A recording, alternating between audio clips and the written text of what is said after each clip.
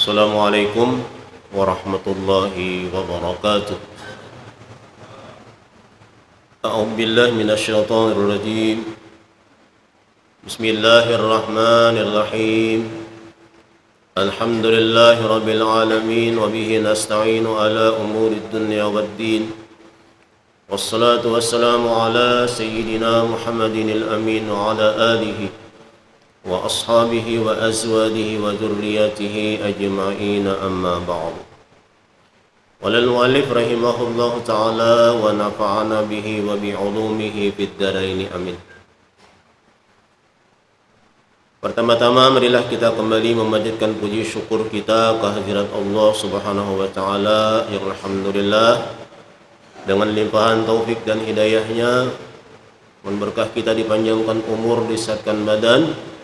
Di saat ini kita alhamdulillah sudah sama-sama melaksanakan salat zuhur berjamaah. Dilanjutkan dengan sedikit kita membicarakan akan masalah akhlak, yakni kitab penawar bagi hati. Dalam pertemuan ini masih kita membicarakan akan mukaddimah daripada kitab ini. Kita masuk kepada bahagian yang ke-6. Bismillahirrahmanirrahim. Ke-6, dan adapun namanya maka yaitu ilmu tasawuf. Nah, jadi kitab penawar bagi hati ini merupakan yang dibicarakan adalah ilmu tasawuf, atau dengan kata lain adalah ilmu akhlak, ilmu adab. Maka dari sebab itulah ketika kita mempelajari akan ilmu tasawuf, maka sebenarnya kita sedang mempelajari ilmu adab, mempelajari tentang adab, bagaimana adab kita kepada Allah Subhanahu wa taala, bagaimana kita beradab kepada makhluk-makhluk Allah Subhanahu wa taala. Seorang ulama, beliau pernah menyatakan, Jasidin, adab itu lebih tinggi daripada ilmu. Dengan adab ilmu akan bermanfaat, tanpa adab ilmu hanya akan menjadi racun. Dan memang benar adanya. Adab itu merupakan lebih tinggi daripada ilmu. Sebagai contoh, ketika seseorang dia hanya mempelajari misalnya ilmu fikih, dia pelajari ilmu fikih dan dia tidak menambah dengan ilmu-ilmu yang lain, maka boleh jadi ilmunya itu akan menjadi keburukan bagi dirinya. Di mana di saat dia membaguskan akan ibadahnya dan dia merasa bahwasanya ibadahnya itu sangat bagus, maka di saat itu dia sudah masuk di dalam keburukan, di mana ibadahnya itu mengandung penyakit dengan yang namanya ujub. Karena apabila seseorang di dalam melakukan suatu ibadah, dia merasa bahwasanya ibadah itu dia yang melakukan, dia yang melakukan kebaikan, maka di saat itu orang itu sudah disebut dengan ujub. Dan ujub inilah pangkal daripada sifat yang namanya takabbur,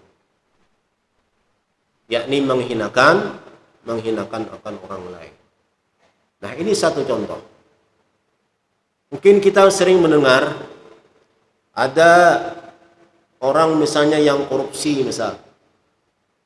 Apakah orang yang korupsi itu dia tidak punya ilmu? Mungkin lebih tinggi daripada kita. Tapi mengapa mereka itu bisa korupsi? Jawabannya cuma satu, adalah dia tidak punya adab. Karena adab itulah yang menjadi pencegah kepada seseorang untuk melakukan maksiat. Mengapa seseorang itu misalnya bisa berdusta? Jawabannya pun adalah karena dia tidak punya adab. Nah, dusta ini merupakan satu penyakit yang bisa menyerang bukan hanya kepada orang yang biasa, bahkan orang yang alim, orang yang berilmu, bahkan tuan guru bisa dusta.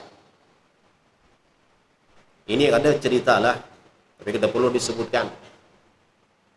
Ada mengundang ceramah, sudah sekian lama mengundang, pada ketika hari haknya, hampir hari haknya ditelepon.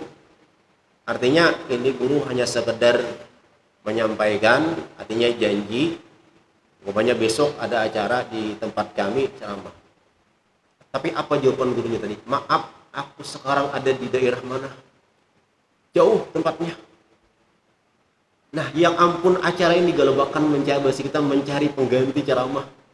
Padahal sudah sekian lama berjanji, menunggu hari haknya, tapi ternyata orangnya itu tidak ada.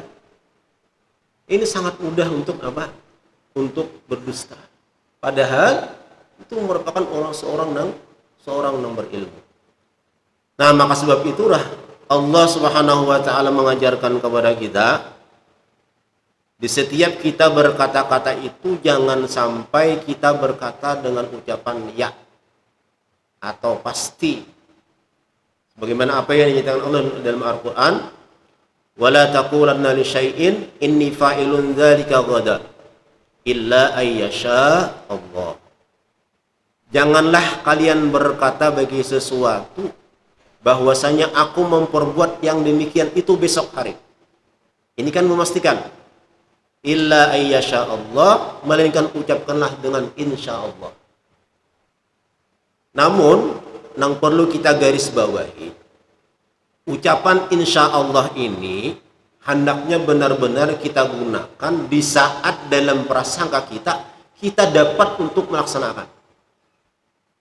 Namun ada satu yang kita tidak dapat memutuskan, ya, di kehendak daripada Allah Subhanahu wa taala. Misal kita diundang, misalnya mohon besaruan esok, ada acara pengantinan misalnya. Nah, lalu jawaban kita, Pak, insya Allah dalam pandangan kita aku hadir. Cuman ada masih satu kehendak daripada Allah, itu kita kadang-kadang menentukan. Maka dengan insya Allah itu, andai kata kita tidak dapat hadir, kita tidak berdusta. Tapi harus bujur-bujur digunakan. Nah, cuman kebanyakan sekarang ucapan insya Allah itu digunakan di saat tidak dapat hadir. Itu salah sebenarnya. Jadi akhirnya orang tidak percaya. Ulun pernah begini. Jadi ada orang berundangan lah, telepon lah. Jadi jawab insya Allah. Ada juga bujuran ini. Insya Allah tuh pasti sudah bujuran jer. Kayaknya bila insya Allah itu kada kawat. Nah, harusnya bujur-bujur kita. Kalau memang kita kada kawat, pada uzur. Tapi kalau insya Allah itu menyatakan kita pasti datang, tapi sesuai dengan kehendak daripada Allah Subhanahu wa taala. Ini ada satulah kebiasaan yang sudah menjadi budaya pada kita. Ini kebiasaan buruk sebenarnya. Ini sering terjadi terhadap orang-orang yang punya, kalau bahasa apalah, orang bedehi lah. Nah lah, orang bedehi orang bahari. Artinya lah orang nang pangkat lah. Budaya nang kada bagus, kebiasaan nang kada bagus itu sudah menjadi tradisi. Apa yang disebut dengan apa? Jam karet. Kalau jam karet itu membudaya sudah di kita. Untung kalau yang hadir itu semuanya maklum. Ada jadi masalah. Undangan jam berapa? Jam 9. Acaranya mulainya berapa? Jam 11. Jam 11 nya acaranya mulai. Jadi amun datang ini orang-orang yang paham, kada jadi masalah. Kebiasaan yang datang ini kalau di masyarakat, orang-orang biasa itu datang hadir karena hendak menghadiri acara. Undangan jam 9, jam 8 sudah hadir. Hendak napa? Supaya jangan terlambat. Tahu-taunya jamnya dimulainya jam 11 mulai. Karena apa? Menunggu orang penting belum datang. Orang penting belum datang. Alah.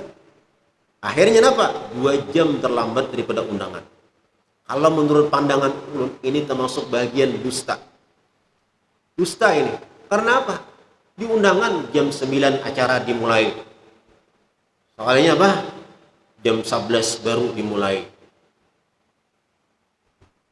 Orang penting belum datang. Alah. Begitu mudahnya. Begitu mudahnya. Begitu mudahnya. Nah, ini sudah tradisi kita kebanyakan. Lah, ulun pribadi terus terang bila acara seperti ini gerigitan luar biasa. Alah, artinya apa? Andai kata kita ini kalau protes, ulun protes. Cuman apalah diri sendiri, diri seorang memprotes kan diterima orang juga. Ya Allah, pada berenai, pada di hati ini asa kayak ini kah? Kalau memang kita tidak dapat melaksanakan di waktu itu, sampaikan. Undangan misalnya insya Allah dimulai jam 9, masih mendingan ada insya Allahnya. Ini dimulai jam 9 tok, tapi kenyataannya malah jam 11. Padahal menunda-nunda waktu itu bukan sesuatu yang bagus. Kita contoh saja lah dalam masalah kita sembahyang. Allah meluaskan waktu, umpama kayak zuhur ini, anggaplah dari jam berapa zuhur, jam 12 misalnya sampai jam 3. Apakah hikmat Allah meluaskan waktu untuk kita suka-suka kita sembahyang? Tidak. Malahan kita disuruh sembahyang itu di awal waktu. Cuman Allah Ta'ala meluaskan waktu seperti itu untuk memberikan keluasan kepada orang yang udzur. Tapi bukan berarti suka-suka kita. Buktinya apa? Di saat kita melaksanakan sembahyang fardu di awal waktu, tentu lebih utama ketimbang sembahyang di pertengahan waktu. Terlebih lagi di akhir waktu. Kita akan mendapatkan pahala sembahyang di awal waktu. Allah akan memberikan pahala yang lebih ketimbang orang yang sembahyang di pertengahan waktu, apalagi di akhir waktu. Itu menunjukkan bahwasanya keluasan waktu sembahyang bukan suka-suka kita. Karena Allah sudah menentukan waktunya di awal waktu, itulah yang paling utama. Jadi Allah meluaskan waktu itu bukan berarti menunjukkan suka-suka kita sembahyang. Aku barang aja yang penting di luar, yang penting masih dalam waktu. Biar haji di ujung waktu. Misalnya apa? Tuntung salam asar. Assalamualaikum warahmatullahi, azan asar. Misalnya, tidak demikian. Bahkan kalau kita belajar ilmu adab, di saat seseorang sudah menunda-nunda waktu, itu termasuk bagian tulul amal. Dia sudah merasa panjang hidupnya.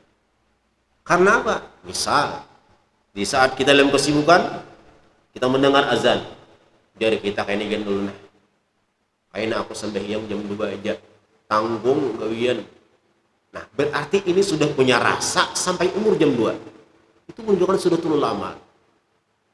Tulul amal. Memangnya kita yang mengatur umur? Tidak.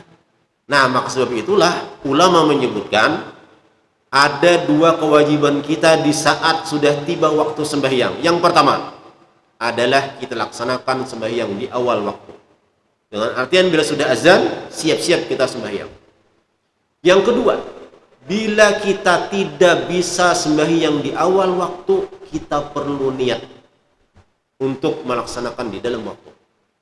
Jadi misalnya waktu azan, Allahu Akbar, Allahu Akbar. Ini kita dalam kesibukan. Gimana ini? Meninggalkan kesibukan kita bisa. Sudah, niat di dalam hati. Ya Allah, ulun kerjakan sembahyang zuhur ini di dalam waktu. Nah, berarti kita sudah memperhatikan dengan waktu. Tapi kalau kita melaksanakan di awal waktu tidak, niat pun tidak, nah, maka kita sudah masuk dalam tulul amal. Dan kalau seandainya ternyata umur kita habis dan belum kita melakukan sembahyang zuhur, maka kita hukumnya adalah meninggalkan sembahyang di saat itu. Beda halnya dengan saat kita berniat. Berniat di awal waktu, aku kerjakan sembahyang zuhur ini ya Allah di dalam waktu. ternyata Allah berkehendak kita meninggal dunia sebelum melaksanakan zuhur, maka kita tidak termasuk bagian orang yang meninggalkan sembahyang zuhur karena sudah kita berniat untuk melaksanakan sembahyang zuhur. Nah, jadi ini perkara masalah waktu sangat diperhatikan oleh agama kita. Tapi kita tadi terkadang kita itu termasuk bahagian dusta kalau pandangan ulun lah, tahulah pandangan yang lain lah. Artinya apa? Jam karet deh. Nah, lah yang mudah-mudahan nang di sini tuh kada kayak itu. Yang lah artinya bila bicara tuh jam itu asli dulu ngawat tuh pimpinan tuh dulu datang. Biar anak buah belum datang ibu dulu.